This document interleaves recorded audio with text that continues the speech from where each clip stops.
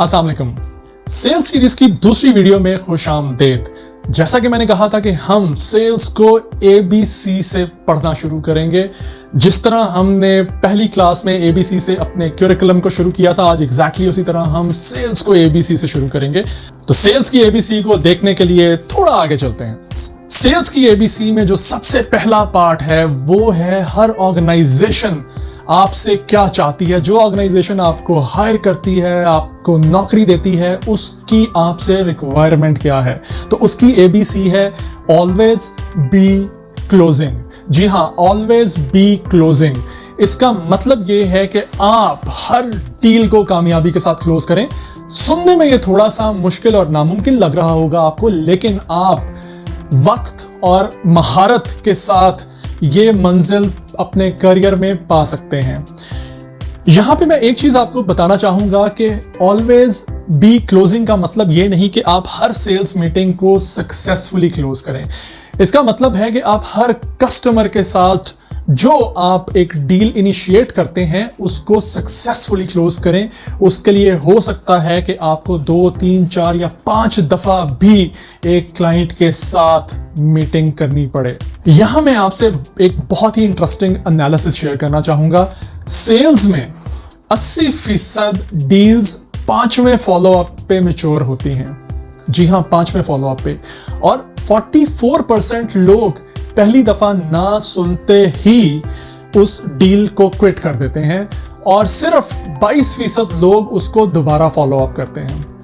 14% लोग तीसरी दफा भी क्लाइंट को फॉलो अप करते हैं और सिर्फ 12% लोग 3 दफा ना सुनने के बाद भी चौथी दफा उस क्लाइंट को अप्रोच करते हैं। यानी कि 92% लोग चौथे ना तक आते ही नहीं है। सिर्फ 8% लोग 5वीं मीटिंग तक जाते हैं या 5वें फॉलोअप तक जाते हैं, जहां पे सेल्स की कन्वर्जन होती है। डील को पॉजिटिवली क्लोज करने के लिए मैं एक फॉर्मूला आपको बताऊंगा, वो याद रखिएगा, वो है NRP। NRP का मतलब नॉन रेजिडेंट पाकिस्तानी नहीं है। NRP का मतलब है need analysis, rapport building, prospecting. ये 3 चीजें इंतहाई जरूरी हैं किसी भी सेल्स कॉल को कामयाबी से खत्म करने में। इस पे मैं आपको इंशाल्लाह इन तीनों चीजों पे अपना एक पूरा वीडियो भी दूंगा। लेकिन अब चलते हैं उस ABC की तरफ जो आपको चाहिए ड्यूरिंग सेल्स कॉल। वो है अटैच, ब्रीफ एंड कन्विंस। जी हाँ, attach, brief and convince.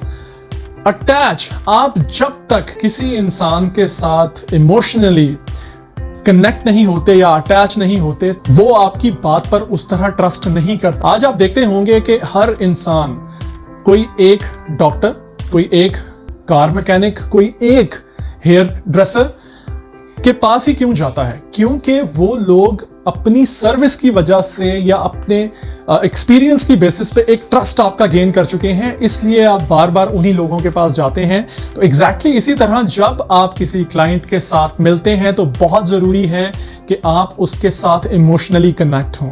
Emotionally connect होने के कुछ मैं आपको यहाँ पे तरीके बताऊंगा, जिनमें सबसे इंपॉर्टेंट मैंने जो बताया था, क्लाइंट प्रोस्पेक्टिंग बहुत जरूरी है। जब आप एक क्लाइंट के पास मिलने जाते हैं तो प्रोस्पेक्टिंग का मतलब है कि आप पहले से उस इंडिविजुअल की जितनी इंफॉर्मेशन हो सकती है आप गैदर करें। वो इंडिविजुअल क्या शौक रखता है, किस टॉपिक पे उसको बात करना अच्छा लगता है, उसका बिजनेस क्या है।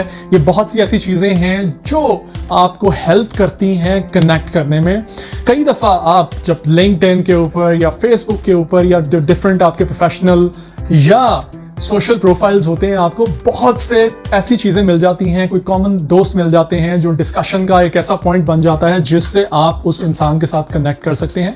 उसके अलावा एक और टेक्निक होती है जिसको मैं कहूंगा पैरटिंग एंड पैराफ्रेजिंग।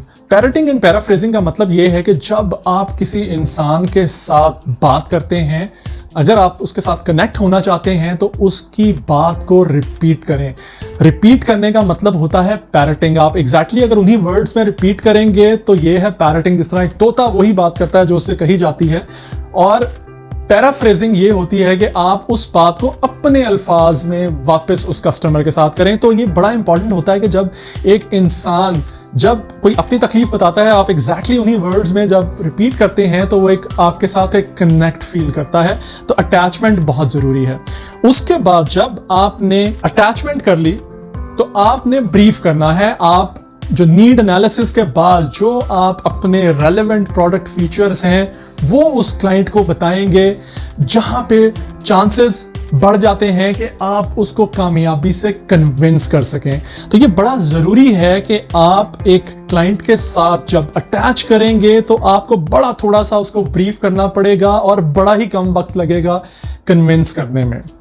तो जो दूसरी ABC थी वो थी attach, brief and convince. During sales call जो ABC जिसका आपको ख्याल रखना है वो है अपीयरेंस, बॉडी लैंग्वेज और कम्युनिकेशन। जी हाँ, अपीयरेंस, बॉडी लैंग्वेज और कम्युनिकेशन, इन 3 चीजों का आपको बहुत ज्यादा ख्याल रखना है जब आप एक क्लाइंट के साथ सेल्स मीटिंग में जाते हैं। तो अपीयरेंस बहुत ही अहम किरदार अदा करती है। आपने सुना होगा पहला इंप्रेशन आखिरी इंप्रेशन होता है। ये ज्यादातर केसेस में बिल्कुल सही बात है। एक रिसर्च के मुताबिक एक कस्टमर पहले 5 सेकंड में आपसे मिलने के बाद अनइंटेंशनली ये डिसाइड कर लेता है कि वो आपके साथ ये रिलेशनशिप आगे लेकर चलेगा या नहीं। तो पहला इंप्रेशन बहुत ज़रूरी है। तो आपकी जो अपीयरेंस है वो 5 सेकंड में आप एक कस्टमर के साथ ज़्यादा से ज़्यादा आप एक शेक हैंड तक जा सकते हैं। आप सोचेंगे आपने अभी कस्टमर के साथ बात भी नहीं शुरू की और उसने आपके एक परसेप्शन, एक इंप्रेशन अपने दिमाग में पहले से बना लिया। अपीयरेंस में सबसे पहले आती है आपकी ड्रेसिंग। अगर आप एक अच्छा सूट पहन सकते हैं तो बड़ी अच्छी बात है। अगर सूट नहीं पहन सकते तो आप एक अच्छा ट्राउजर, एक अच्छी शर्ट जो कि अच्छी तरह से प्रेस हो, सिलवटें नहीं होनी चाहिए। मोस्टली आपकी जो शर्ट्स हैं ये लाइट कलर्स की प्रोफेशनल लाइफ में ज़्यादा अपील करती हैं। तो वाइट शर्ट या ब्लू शर्ट के जो डिफरेंट शेड्स होते हैं वो यूज़ करें। उसके अलावा आपका एक अच्छा हेयर कट, प्रॉपरली शेवन होना चाहिए आपको। अगर आप बियर्ड रखे हुए हैं तो ट्रिम होनी चाहिए। अगर खाली मूछें भी रखी हैं तो वो भी ट्रिम्ड होनी चाहिए। आपके जो नेल्स हैं वो तराशे हुए हों, आपके जूते साफ हों। और एक चीज़ बड़ी अहम है, बहुत से लोग इसको इग्नोर करते हैं, आपके जो जूतों का रंग और आपकी जो बेल्ट होती है वो एक ही रंग के होने चाहिए। ऐसा ना हो कि आपने जूते काले पहने हो और आपकी जो बेल्ट है वो ब्राउन हो, या फिर it will be other way around. इसी तरह अगर आपने जो घड़ी पहनी है, अगर तो वो लेदर स्ट्रैप घड़ी है तो उसके स्ट्रैप का कलर और आपकी बेल्ट का कलर भी आपस में मिलने चाहिए। तो ये बहुत सी चीज़ें हैं, छोटी छोटी चीज़ें हैं जिनको आपको ख्याल रखना है। अगली चीज़ है बॉडी लैंग्वेज। बॉडी लैंग्वेज आपका इंतहाई पॉजिटिव होना चाहिए। जैसा कि मैंने कहा था कि आपका जो पहला फिजिकल जो कांटेक्ट होता है क्लाइंट के साथ वो शेक हैंड होता है। आजकल कोविड-19 की वजह से shake hand is not recommended, लेकिन अगर हम नॉर्मल सर्कमस्टेंसेस में हों तो एक अच्छा शेक हैंड आपकी पॉजिटिव बॉडी लैंग्वेज को रिफ्लेक्ट करता है। शेक हैंड ऐसा नहीं होना चाहिए कि आप बिल्कुल एक सामने वाले इंसान की हड्डियों का कीमा कर दें, या फिर ऐसा भी नहीं होना चाहिए कि सामने वाले को ये लगे कि आप किसी कैल्शियम या विटामिन A, B और C की कमी का शिकार हैं। आसान तरीका ये होता है कि जो सामने जिस कस्टमर है, जितनी फोर्स आपको अप्लाई हो रही है शेक हैंड में, उतनी ही फोर्स आप भी अप्लाई करें। और तीसरी चीज़ है कम्युनिकेशन। इस पे मैं ऑलरेडी एक कंप्लीट वीडियो देख चुका हूँ, वो आप मेरे चैनल पे देख सकते हैं। ब्रीफली मैं बताऊंगा कम्युनिकेशन इतनी इंपॉर्टेंट है क्योंकि कम्युनिकेशन सिर्फ बोलना नहीं, सुनना भी है। तो जहां एक सेल्स कॉल के दौरान आपकी जो 2 अहम चीज़ें हैं कम्युनिकेशन में, relevant question, listening, relevant question, listening, relevant question and listening, ये इतना ज़रूरी है कि आप जो नीड एनालिसिस हैं एक क्लाइंट के तब तक नहीं कर पाएंगे जब आप एक कम्युनिकेशन का सही मिक्स अप्लाई नहीं करेंगे। तो अब आते हैं सेल्स इंडिविजुअल की क्वालिटीज की तरफ। उसकी ABC है ambitious, brave and committed. Ambitious होने का क्या मतलब है? एम्बिशियस होने का मतलब ये है कि आप अपनी जिंदगी में जो हासिल करना चाहते हैं उसका एक जुनून होना चाहिए आपके अंदर, उस पर कोई कॉम्प्रोमाइज ना हो। करियर में अगर आप कामयाबी चाहते हैं तो जो एम्बिशन है वो सबसे बड़ी बेस है आपकी कामयाबी की। उसके बाद ब्रेव। अब ब्रेव होने का मतलब ये नहीं कि आप कहें कि मैं किसी जंग पे जा रहा हूं तो मुझे ब्रेव क्यों होना है। सेल्स में ब्रेव होने का मतलब ये है कि आपको डर से लड़ना है। सेल्स में मैंने बताया था कि जो सेल्स का डर है वो है ना सुनने का, रिजेक्शंस का, धुतकारे जाने का। तो आपको यहाँ पे ब्रेव होना पड़ता है। एक ब्रेव इंसान ही इस डर का मुकाबला कर सकता है। और तीसरी चीज है कमिटमेंट।